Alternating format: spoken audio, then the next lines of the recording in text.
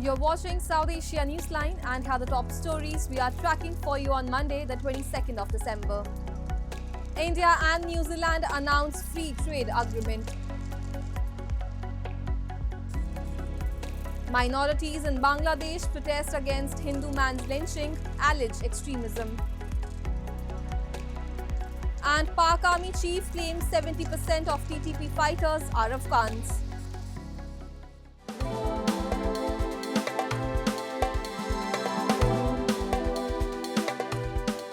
And now for all the details. India's Prime Minister Narendra Modi and his New Zealand counterpart Christopher Luxon on Monday announced a landmark free trade agreement between their countries aimed at significantly boosting bilateral trade, investment and economic cooperation. Confirming the development on social media platform X, Prime Minister Luxon said the agreement would reduce or eliminate tariffs on 95% of New Zealand's exports to India, with more than half of the products becoming duty-free from day one. He noted that New Zealand's exports to India are projected to rise from $1.1 billion to $1.3 billion annually over the next 2 decades. Both leaders expressed confidence that the agreement would help double bilateral trade within 5 years and facilitate investments worth $20 billion from New Zealand into India over the next 15 years. The Indian government described the pact as ending the year on a high note for Indian exporters, including textiles, pharmaceuticals, leather, engineering goods and agricultural products. The agreement also includes provisions for temporary work visas for Indian professionals and expanded working holiday visas. Talks for the FTA began on March 16, 2025, making it one of the fastest trade deals India has concluded with a developed nation. It's also our third FTA with a Five Eyes nation, Australia, UK and now New Zealand.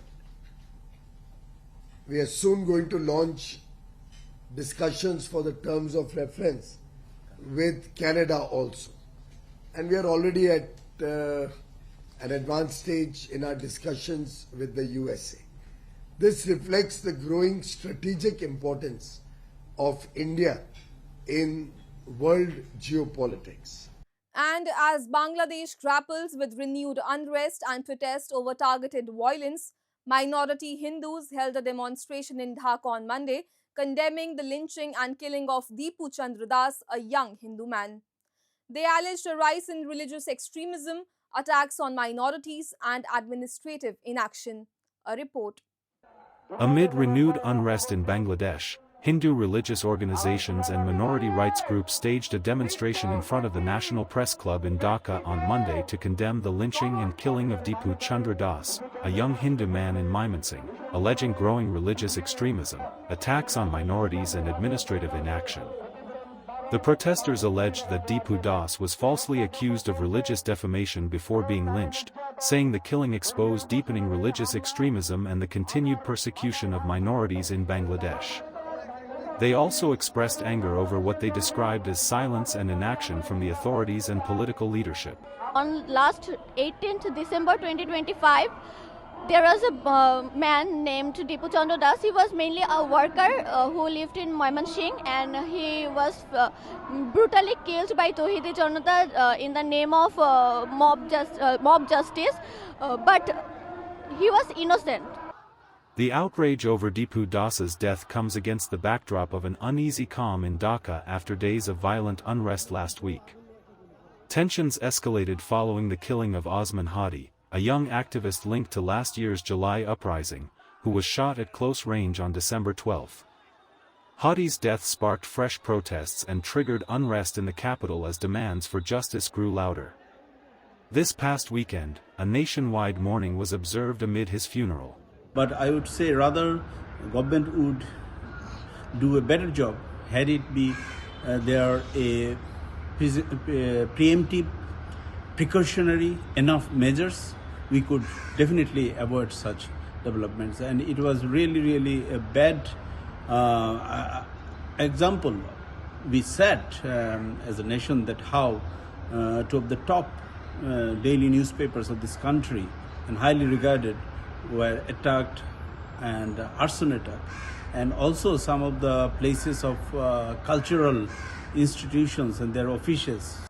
Meanwhile, in the latest incident, a leader of the Jatiya Shramik Shakti, the labor wing affiliated with the National Citizen Party, was shot in broad daylight in Khulna, according to BD News. The injured leader, Modaleb Shikhtar, was rushed to Khulna Medical College Hospital around midday in critical condition. Moving on, after a court in Pakistan sentenced former Prime Minister Imran Khan and his wife Bushra Bibi to 17 years in prison, civilians calling the case politically motivated have expressed hope for justice from the higher courts. A report. Civilians in Pakistan expressed hope for justice from the higher courts this past weekend after a trial court sentenced former Prime Minister Imran Khan and his wife Bushra Bibi to 17 years in prison each, in a corruption case involving the alleged purchase of luxury state gifts, according to court officials and Khan's lawyers. इस वक्त जो पाकिस्तान में सियासी सूरत हाल है उसमें सियासी लोगों को इस बुनियाद पे केसेस में इन्वॉल्व करना मेरे ख्याल में ये पाकिस्तान के अंदर एक अमन बरकरार रखने वाली बात नहीं है, ख़राबी वाली बात है। और इन सज़ाओं को मेरा ख्याल है कि ये सज़ाएं जो हैं वो हायर कोर्ट से ख़त्म हो जाएंगी। The conviction adds to Khan's growing legal woes, as he has been in jail since August 2023 and is currently serving a 14-year sentence in a separate land graft case. Since his ouster from office in 2022, Khan has faced dozens of cases ranging from corruption and anti-terrorism to state secrets charges. He has denied all allegations, while his party maintains the cases are politically motivated. However, the latest ruling is separate from an earlier state gifts case linked to Khan's arrest in August 2023. उन्हें पता है अगर हम आप इसे छोड़ते हैं दोबारा हमारी माफ़ी नहीं है, लेकिन इसको कहीं ना कहीं इसका इंतजाम करके इन्होंने बंदोबस्त करके रखना है इसका। और बाहर आने की तो आप सोचे भी ना कि ये बाहर आएंगे इमरान खान साहब।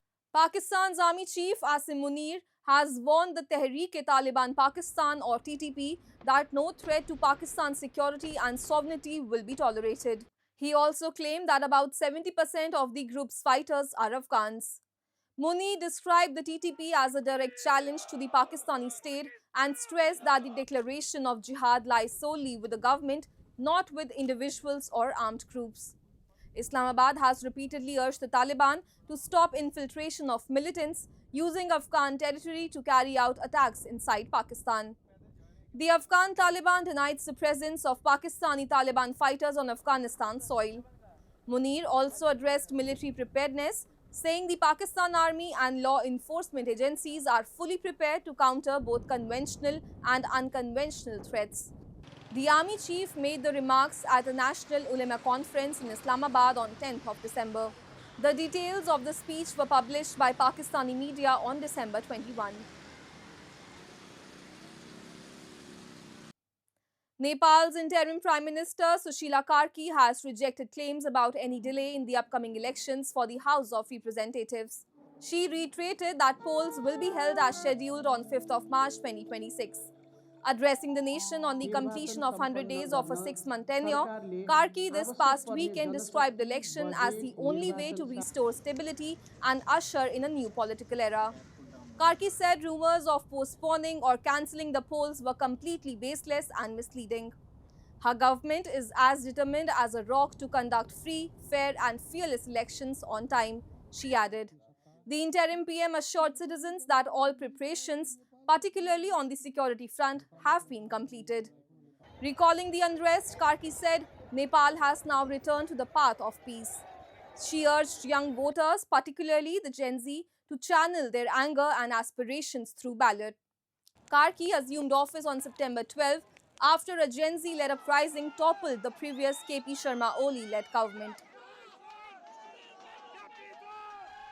ब्रह्मपूर्ण छन्। यो सरकार तोकिएको समयमै निष्पक्ष र भयरहित वातावरणमा चुनाव सम्पन्न गर्न चट्टान झैं दृढ छ। मेरा प्यारा देशवासीहरू, निर्वाचनका लागि सरकारले आफ्नो तर्फबाट सम्पूर्ण तयारी पूरा गरेको छ। सुरक्षाको सवालमा हामीले कुनै कसर बाँकी राखेका छैनौं। एकीकृत निर्वाचन सुरक्षा योजना स्वीकृत भइसकेको छ र नेपाली सेनाको परिचालन सुनिश्चित गरिएको छ। A fresh spell of snowfall transformed parts of northern India into a picturesque winter paradise as Sonmarg in Jammu and Kashmir and Leh in Ladakh were blanketed in white. Snow-covered streets, rooftops and pine trees created postcard-perfect scenes with children and tourists stepping out to enjoy the season's first heavy snow. Known for their pristine landscapes and serene valleys, these high-altitude destinations are witnessing a steady inflow of visitors from across the country, eager to experience the magic of winter. The snowfall has added to the region's charm, boosting tourism and winter activities. Meanwhile, popular hill towns in Himachal Pradesh are also witnessing a surge in tourists as families and holidaymakers are flocking to enjoy cold weather, snow views and festive cheer. With temperatures dropping and fresh snow enhancing natural beauty, India's hill regions are once again emerging as favorite winter getaways, offering a refreshing escape and unforgettable seasonal experiences.